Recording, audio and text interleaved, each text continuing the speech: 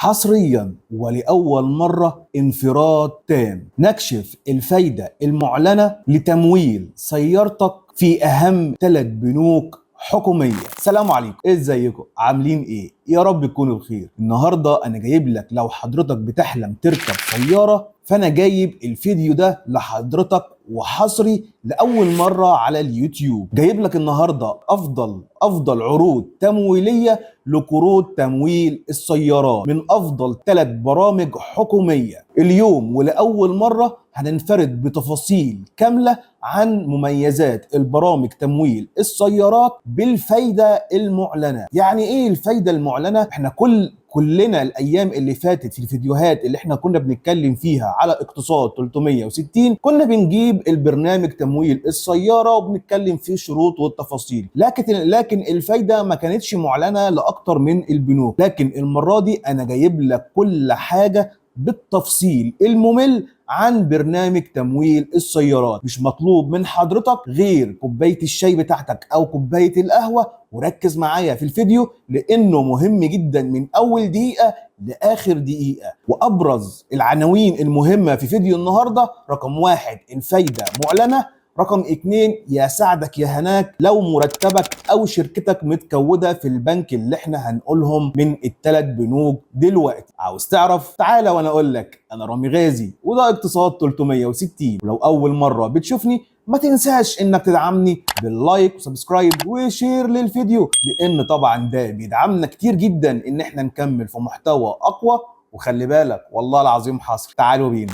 يا ترى مين بقى هم ال3 بنوك دول؟ عشان بس ما نطولش في المقدمات وندخل على طول في موضوعنا. مين هم ال3 بنوك دول؟ هو البنك الاهلي المصري، وبنك القاهرة، والبنك الزراعي المصري. اقوى 3 برامج في برامج تمويل السيارات الحكوميه على مستوى مصر بفايده معلنه، مفيش مصاريف مستخبيه، كل الشروط قدام حضرتك. هنتكلم النهارده عن ال3 برامج دول من حيث تفاصيل القرض، رقم 2 اسعار الفايده، رقم 3 ايه هي المستندات المطلوبه، رقم 4 ايه هي الرسوم والعملات. رسوم وعملات هقول لك على كل حاجه في الفيديو. مش مطلوب من حضرتك غير تروح تتكلم في التفاصيل وتخلص. تعالوا بينا. اول قرض معانا وهو قرض تمويل السياره من البنك الاهلي المصري. اولا كده وقبل اي شيء، القرض ده بدون ضامن، يعني حضرتك هتروح كده زي الباشا تروح على البنك. تمويل السياره بيبتدي من 50,000 جنيه ولحد 3 مليون جنيه، ده بالنسبه للموظفين. وتمويل السياره بيصل ل 100% من قيمه سعر السياره. انت عندك 3 مليون جنيه، انت محتاج ايه تاني؟ انت مش هتركب يعني تريلا. فترات سداد مختلفه بتصل ل7 سنين. اما بقى نتكلم عن اسعار الفايده السياره في البنك الاهلي المصري، هنلاقي هنا ان اول حاجه في حاله لو تحويل الراتب بتاعك على البنك، لو انت هتحول الراتب بتاعك على البنك هياخد منك فايده 28.5% لمده 5 سنوات، و28% لو هتكتر عن ال5 سنوات. طيب في حاله بقى تحويل الراتب والشركه بتاعتك متكوده في البنك هتدفع 27، يعني هو كده شلك 1.5% هديه علشان شركتك متكوده في البنك الاهلي لمده 5 سنوات. ولو اكتر من 5 سنوات هيدي لك كمان 26.5%، ده شلك كمان 0.5% زياده. انت عايز اكتر من كده ايه؟ في عندك كمان برامج خاصه لموظفي الشركات بتمويل بيصل ل5 مليون جنيه، وانا في وجهه نظري الشخصيه انت عمرك ما هتجيب عربيه ب5 مليون جنيه. حد ادنى لصافي الدخل الشهري لازم يكون مرتبك ما يقلش عن 5000 جنيه، وانا شايف الشرط ده بالنسبه لموظفين القطاع العام والخاص كويس جدا جدا جدا انك تقدم على القرض ده. والقرض ده بدون مصاريف استعلام ائتماني، يعني الاستعلام الائتماني هيتعمل لك هديه بدون مصاريف فتح حساب، وكمان فتح الحساب هديه. خلي بالك البنك الاهلي بيقدم عظمه وبرامج متنوعه لكافه قطاعات العملاء. مش بس كده، في كمان برنامج للموظفين بتحويل الراتب، يعني الناس اللي هي واخده قروض لتمويل السيارات ليهم سيستم لوحديهم مع نفسهم كده، الحبه دول في جنب. عندك كمان برنامج الموظفين بيقدم 40% من سعر السياره وتمويل 60%، ده برضه برنامج لبعض الناس. عندك كمان برنامج تمويل بيصل ل 100% من سعر السياره لجميع انواع السيارات ما عدا السيارات الصيني. يعني حضرتك تبقى رايح تشتري اي نوع سياره ما عدا العربيه الصيني، ما تجيش يمتها، لان البنك مش هيمولك في حاله العربيه الصيني. ولو راكبه في دماغك انك تركب عربيه صيني، البنك هيمولك ب 50% بس من قيمه سعر العربيه. طيب ايه هي بقى المستندات المطلوبه؟ بص يا سيدي، لازم يكون معاك خطاب موجه من جهه العمل بصافي المرتب وتاريخ تعيينك في الشركه. رقم 2، صورة بطاقة رقم قومي تكون سارية وما يكونش فيها خطوش او قصور. عندك كمان طلب الحصول على القرض من فروع البنك، ده هتلاقيه متواجد وانت في البنك وانت بتقدم على قرض السيارة. لازم تروح لاي معرض انت بتثق فيه يعمل لك عرض سعر للسيارة،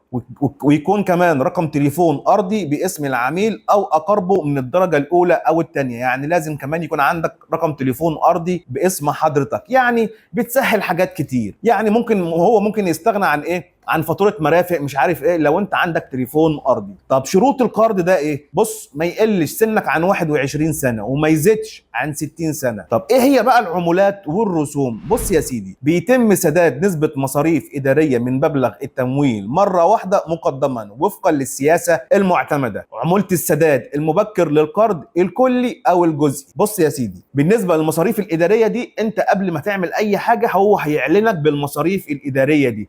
هتقول لي طب انت ما قلتش ليه؟ انت مش في اول الفيديو قلت لنا كل حاجه تعرفها؟ ما صلى على النبي، في حاجات كده معينه لازم تعرفها في البنك. ازاي؟ يعني انت خلاص بعد ما يتوافق عليك، شوف الشروط بتاعتك. في ناس هتقسط على سنه، في ناس هتقسط على سنتين، في ناس بتقسط على 3.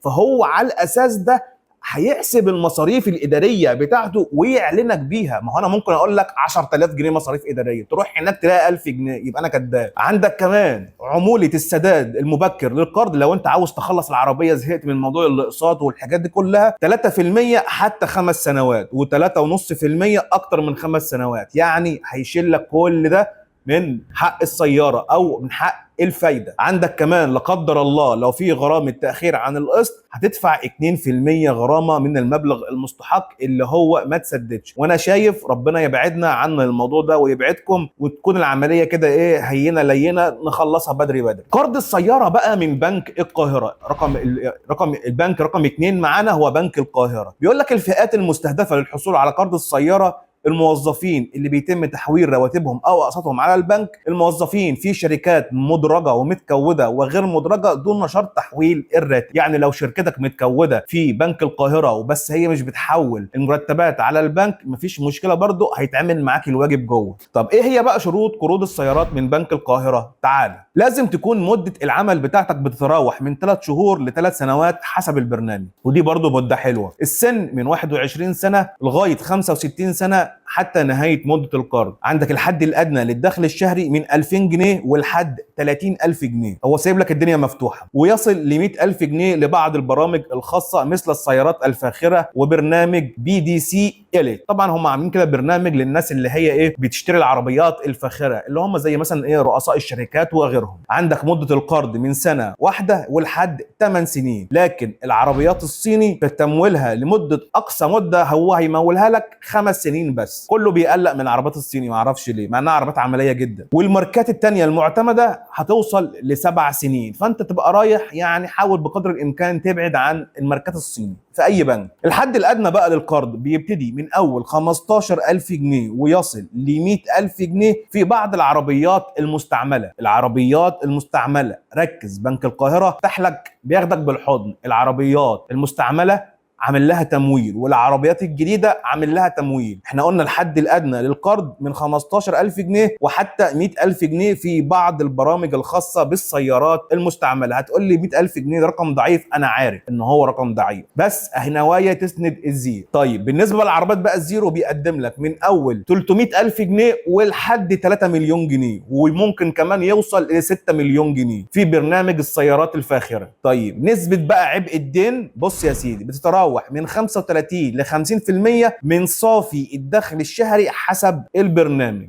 لو فهمت عبء الدين فهمته، ما فهمتوش اكتب لي في الكومنت تحت وانا هرد عليك. ما انا برضو لازم اشغل الفيديو، ما ينفعش كده. لايك، سبسكرايب، شير، يعني مجهودنا ده كده يعني اي حاجه. ما بقولكش ادعمني، بص بقول لك ايه، ادعمني بلايك وسبسكرايب، انا كده 100 فل و14. بص يا سيدي بقى، اسعار بقى الفايده بتتراوح من 26 ل 29 ونص حسب البرنامج او حسب مده التقسيط اللي انت هتعملها مع البرنامج. الدفعه المقدمه بتتراوح من 0 ل 70% برضه حسب البرنامج. زي ما قلت لك، زي موضوع المصاريف الاداريه، انا ما اقدرش احدد لك ولا هو يقدر يحدد لك. ما هو انت ما انتش عارف هتقسط على كام سنه. ما هو انت لما تعرف هتقسط على كام سنه وهيتخصم منك كام من المرتب، ساعتها هيتحدد لك المصاريف الاداريه. هنا بالظبط نفس الكلام. عندك كمان بيقدم لك بوليصه تامين شامله على السياره لصالح البنك، تامين على الحياه لصالح البنك، تامين ضد مخاطر عدم السداد، برضه دي حركه كويسه جدا لصالح البنك. المستندات المطلوبه: بطاقه رقم قومي ما تكونش فيها خدوش او كسور. في حاله وجود وظيفه مثبته انت بتقدم بس يعني حاجات صغيره. الرقم التاميني اللي انت ممكن تجيبه من التامينات: كارنيه جهه العمل، كارنيه تامين طبي شامل او يكون ساري، عندك ايصال مرافق حديث ما يكونش مر عليه 3 شهور، عرض سياره من اي معرض سيارات يكون يعجب حضرتك. البرنامج بقى رقم 3 معايا، البرنامج بقى رقم 3 معايا، وده هيفيد ناس كتير جدا بالنسبه للناس اللي هم اصحاب الاراضي الزراعيه والناس اللي مرتباتها بتتحول على برنامج على البنك الزراعي. بص هنا بيقول لك بقى يا سيدي، القرض رقم 3 معايا وهو البنك الزراعي. بيقدم البنك الزراعي برنامج تمويل السيارات للموظفين مع مرونه، سواء انت موظف هيتم تحويل الراتب او القسط او بدون تحويل. عندك من مميزات قرض السياره في البنك الزراعي المصري: فتره سداد بتوصل ل7 سنين، وده رقم كويس جدا. عندك اقل مقدم سياره 25%، يمكن سداد مقدم بيصل ل 70%. قيمه التمويل بتصل ل5 مليون جنيه وفقا للدراسه الائتمانيه لكل عميل. عندك كمان اسعار الفايده من 21.75% في حاله لو حضرتك هتحول الراتب. طب مش هتحول، هياخد منك 25.75% في حاله عدم التحويل. انا شايف ان هو اقل واحد فيهم البنك الزراعي. طيب المستندات المطلوبه ايه؟ بص يا سيدي: صوره بطاقه رقم قومي تكون ساريه ما يكونش فيها خدوش او قصور، ايصال مرافق حديث، عرض سياره من المعرض اللي حضرتك تحبه. بالنسبه للموظفين هتجيب مفردات مرتب وتعهد من جهه العمل لو انت هتحول الراتب او مش هتحوله. ويمكن التقدم بطلب القرض من خلال اي فرع من فروع البنك الزراعي المصري المنتشره في جميع فروع جمهوريه مصر العربيه. وبس كده. وبكده اكون وصلت معاك لنهايه فيديو النهارده. مش هوصيك بقى، لو عجبك الفيديو ما تنساش انك تدعمني باللايك وسبسكرايب وشير للفيديو، لان طبعا ده بيدعمنا كتير جدا ان احنا نكمل في محتوى اقوى وحصري. سلام.